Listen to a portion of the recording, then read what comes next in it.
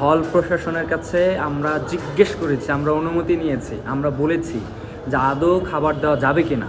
তখন উনি বলেছেন যে খাবার দেওয়া যাবে, তোমরা সুবিধার্থে খাবারগুলো প্যাকেটজাত করে দাও, এবং স্পষ্টভাবে এটা বলছে।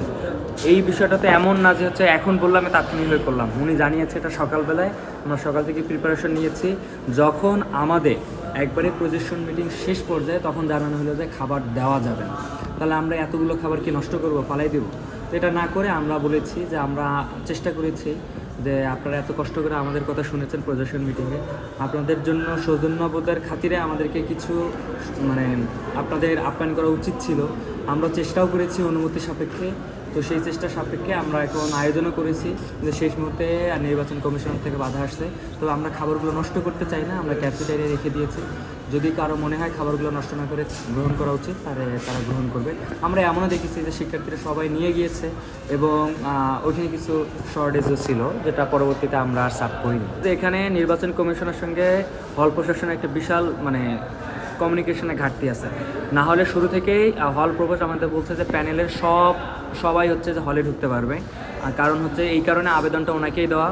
আর দ্বিতীয়ত হচ্ছে যে যখন আমরা এই বিষয়টা জানাইলাম, আমাদের জানানোর পর হচ্ছে যে অনেকেই হয়তো অ্যাপ্লিকেশন করছে, চাপে পড়ে নির্বাচন কমিশন বলছে কোনো সেলে অ্যালাউ না। অথচ আমরা ডাকসু চাকসু সব জায়গায় দেখেছি যে আমাদের সেলে প্রতিনিধিরা, কেন্দ্রীয় সংসদের প্রতিনিধিরা হচ্ছে হল সংসদে গিয়ে তাদের প্রজেকশন মিটিংয়ে উপস্থিত থাকতে পেরেছে। একবারে অন্তিম মুহূর্তে তারা এই ধরনের একটা কনফ্লিক্ট তৈরি করে পরিবেশটাকে ঘোলাটে করার চেষ্টা করছে, এবং তাদের ভিতরে যে সমন্বয়হীনতা আছে এটা আমরা দেখতে পেরেছি। হাজার হইলেও যারা নির্বাচন কমিশনার আছে তারা আমাদের শ্রদ্ধেয় শিক্ষক, আমরা তাদেরকে সম্মানের আসনে আদিষ্ট করতে চাই। তারাও এই জায়গা থেকে রেসপেক্ট আশা করে। আমরা মনে করি শিক্ষক হিসেবে তারা তাদের কমিটমেন্টটা রক্ষা করবে। জগন্নাথের বিশ্ববিদ্যালয়ের ইতিহাসে এটি প্রথম নির্বাচন, ইতিহাসের পাতায় তারা স্বর্ণাক্ষরে স্বাক্ষরিত অবস্থায় থাকলে আমরা এটা চাই। তবে তারা বিগত সময়ে সহাবস্থান এবং একই সাথে আচরণবিধিগুলো যারা লঙ্ঘন করছে তাদেরকে শাস্তির আওতায় নিয়ে আসতে পারেনি, বা তাদের কী দৃশ্যমান ভূমিকা রাখা উচিত ছিল সেটা দেখাতে পারেনি। এত সত্ত্বেও আমরা আশাবাদী নির্বাচন কমিশনার 30 তারিখে নির্বাচন সুষ্ঠু করবে, তবে আমরা শঙ্কিত।